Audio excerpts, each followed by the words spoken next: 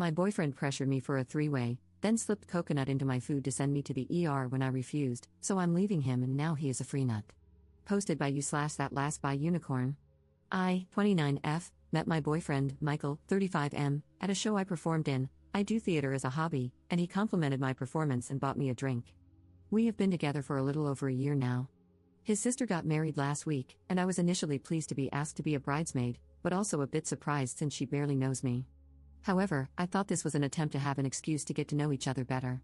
Michael and I got into an argument the week before because he said he wanted to consider spicing up our bedroom life by having a three-way.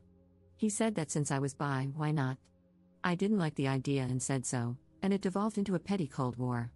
He started ignoring my messages after leaving my place and didn't reply at all until the day before the wedding, asking what time he should pick me up since we couldn't go separately or people would gossip about us. He barely said anything to me the whole time we traveled to the venue. The wedding was fine, but at the reception, he got me a plate and leaned in to kiss me, but I shied away, and he got up to mingle. I started feeling ill not too long after, and 911 was called. I realized I was having an allergic reaction, but I had my pen. Still, I had to be taken away by the ambulance. That's when someone who was looking for Michael said he had left with some of the other groomsmen to a bar nearby. I called him 6 times and texted that it was an emergency while I was being checked out by the paramedics, and again when they strongly suggested I go to the hospital, but he never replied. I was released by the hospital and called him to ask him to pick me up, but he didn't answer. So, I woke up my best friend, and she took me home and stayed with me overnight to make sure I was okay. The next morning, Michael called, but I was still asleep, so he left me a lengthy voicemail, yelling that I ruined his sister's wedding and that I always have to make things about me. He came over to further berate me and said he should just break up with me because I am dramatic and that this is all too much. I pointed out that he had gotten my plate, knew full well that I have a legitimate allergy to coconut, and that his sister told me afterward that he knew the cake he gave me was a coconut cream cake. All the food had signs indicating what it was and what the ingredients were, as I was not the only person with allergies who attended. He left, saying he couldn't talk to me when I'm this way. I was honestly exhausted, so I didn't bother going after him. However, his father called me to ask how I was doing, and after I answered, he told me that I was hurting Michael's heart by blaming him and that Michael had been inconsolable since we fought. I texted Michael to ask if we could talk, but the conversation somehow circled back to the three-way and how I don't respect him, even in intimate settings. He said I don't want to hear him out regarding his needs and that I always make things about me. I'm so confused because this feels manipulative to me, but I respect his father so much. I attend their church, and he is a pastor there. Having him tell me that I am in the wrong really threw me. Am I wrong here? Edit. A lot of comments are suggesting that this was intentional, and I had never considered that he might have given me something I'm allergic to on purpose, certainly not to use against me to leverage in our argument. But now I think I may need to come clean and talk to his parents. I know them well, so hopefully, it won't go too badly. Edit. Michael texted me this morning to apologize. He said the wedding was stressing him out, and he had a lot on his mind, so he accidentally handed me the plate he meant for himself, not the one for me. He said he didn't know I was in the hospital and feels bad that he wasn't there for me, but he left the reception with some of the groomsmen to blow off much-needed steam. I don't know how I feel about it all, so I just replied, okay. He's now asking to come over and talk this out in person. Update 1 day later. Well, many of you were right, I shouldn't have met him in person, but I did. He took me out to lunch, insisting on paying for everything, and it was incredibly over the top. He had flowers and a written letter of apology, but as some of you messaged me, his apologies dodged the point with phrases like if I hurt you or sorry you're feeling that way, etc. He quoted some scriptures and said he has repented because his carelessness caused me harm. I wasn't really moved by any of it until he mentioned how much his family loves me and how our church is rooting for us as a couple. That's when I sat back and realized that one flimsy reason I was even considering forgiving him and staying was because of the pressure I felt as the girlfriend of a pastor's son. It occurred to me that there have been so many times I let things slide because he is the heir apparent, giving him a lot of power in the social aspect of our community. Sorry if I'm rambling, but I'm emotional and a little tipsy. I remember just staring at him and saying it was incredibly alarming that, by now, he still wasn't aware of my one single allergy and that he didn't bother to tell his own girlfriend he was stepping out with the guys, or even that he was leaving his own sister's wedding at all. He then said it was actually kind of stupid of me to eat a cake that had coconut and implied I was an idiot for not realizing what I had was coconut. At that moment, I realized he would never accept that he was in the wrong, and there was no point in continuing. I stood up, smiled, and said, "You know what, don't worry about it. Thanks for dinner, good night." He replied by saying that if I wasn't going to grow up and accept his apology, I was a waste of his time. He uses that line a lot whenever we disagree, and it usually hurts me deeply. But this time, it was like a Rolodex of memories flooded my brain, and I started to really suspect that he's been deliberately making me sick whenever we disagree to teach me a lesson. I told him I was done and that he needn't waste his time with me anymore, then I left. Afterward, I sent screenshots to his father, explaining the situation as best as I could without outright blaming Michael for my past illnesses, since I don't have proof. About 20 minutes ago, I received a text from his father. His father said he was incredibly disappointed in my immaturity and hurt that I wouldn't even wait until Sunday at church, where we could pray together, talk it out, and heal. I felt this way for a while, but I was finally able to say it, that using religion as a tool for guilt is low. I told him I am no longer concerned with his version of God, as that version is judgmental, cruel, and heartless, while the God I've always believed in is loving, compassionate, and kind. I told him I'm done.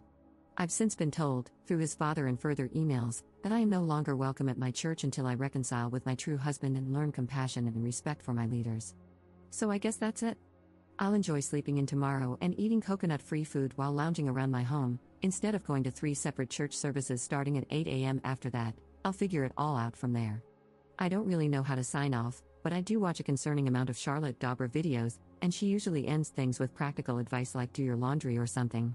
So I'll just say, live for yourself, feed your soul, and know you are enough. I'm going to put in the work to get there, and I hope we all make it to the other side, contented, and filled with love and joy.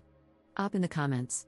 I forgot to add to my post, but, well, I ended up sending his dad screenshots of some texts. If you're here for the drama, here are the top 2. 1. One night, after I sent Michael home for trying, and failing, to pressure me into intimacy, he texted me, "You're missing out and should be grateful since your body makes me sick, but my love for you is stronger. Would it hurt to show some appreciation by giving me a handy?" 2. On his birthday, I had just been in the hospital after passing out from exhaustion and dehydration. I went straight to his party afterward, stayed until everyone left, and even helped clean up, except for the kitchen. After I left, he sent me, "You could have cleaned the kitchen." Then followed up with, "Or stayed over to get me off." And finally, "You're a waste of time if I don't even get any action on my birthday. Thanks a lot." And after both incidents, he suggested adding a third person. His dad hasn't responded. Commenter. Holy crap, and you stayed with him? You poor girl, no one deserves someone like that in their life. But you didn't say if you told his dad about him sending you to the hospital and potentially unaliving you. Because we both know, and the rest of Reddit knows, that he did that intentionally. And if there was proof of him giving you that cake, you could probably send him to jail. Ops response. I didn't and don't have the best self-esteem. And being the only black woman in this town, at least that I know of, I've always felt like I'm considered less desirable, not saying it's right, but it's just a reality where I live. I've been here since my preteen years. When Michael asked me out, it was like a parade. Everyone acted like it was a Cinderella story and that I had won the lottery or something. I've been texting a friend today, and she's letting me know how dumb I've been. I never told her about our issues, and is about ready to commit crimes, lol. I think I lost myself for a bit, but I've actually wanted to leave the church low-key for a while because of how I've been treated, so that helps a bit. Second update 2 months later. It's been a hot minute. I completely forgot about my posts until I was watching a YouTube video on Reddit stories, and one of the stories reminded me that I never gave an update. I found a more laid-back church in my city. It's the kind where we can go to the pub afterward and have a laugh. I really liked it, and I made some amazing friends that I'm still in touch with. The whole going to church thing was actually my therapist's idea, to see if I still identified with the church or its ideals. Turns out, I don't. So now, I'm back to being the heathen I am, lol.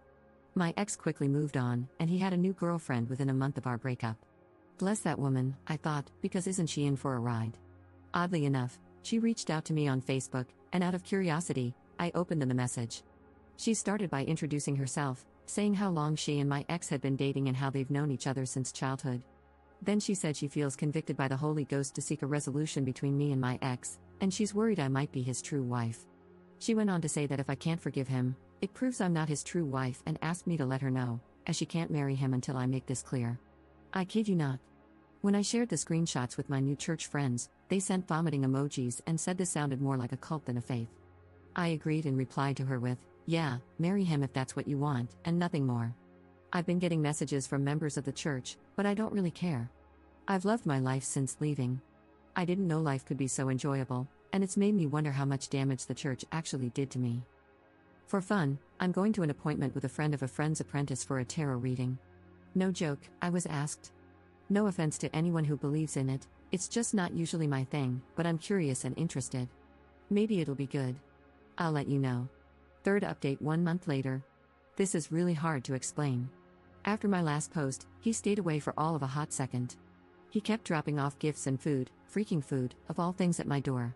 I've ignored them and thrown them out at the end of each week like all the other trash. Then he waited out front for me, so when I came out to take the trash out, he was sitting right there. I didn't even see him.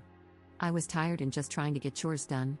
He blocked me from my door and went on a speech about how I'm his true wife and that he cannot marry his girlfriend without my permission.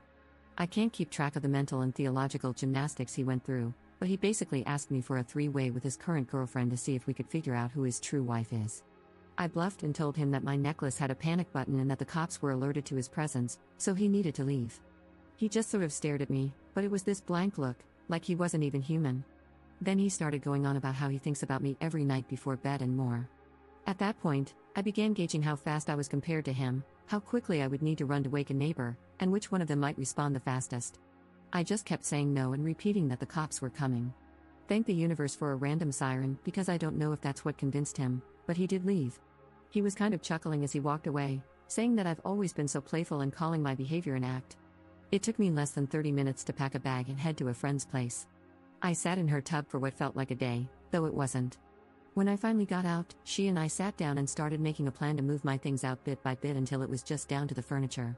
I don't give a damn about the furniture. So we implemented the plan. She would drop by, her dad would, her mom would, and I would go with her brother. Slowly, over time, we took everything I really cared to keep from my home. I'm safe and away from there now, and I'm just ready to wash my hands of the place. He has texted me a few times, assuring me of this plan to pick his wife. So, I finally cracked and sent his messages to his parents last week. It had been silent since then until this past Wednesday. There's a bar I like where they have wine Wednesdays, and I went to relax until I felt a tap on my shoulder. He was there with what looked like a group, and he started smiling and said we needed to talk. I loudly told him to leave me alone, but he dropped to his knees and asked me to marry him. Some people started clapping, and a regular who knows me came up, leaning in to ask if I was okay. I jerked back and told him to leave me alone. The regular offered to pay my tab so I could leave, and he walked me to my car. Now, it's been this game of gathering footage and dealing with the police. So far, I've been told this isn't evidence of harassment but a domestic dispute, so I don't know what to do about that. I know I'm done with where I live, but moving now feels like the hardest task in the world. I know I have to. I can't stay here. But now I'm mourning it all. It feels too big,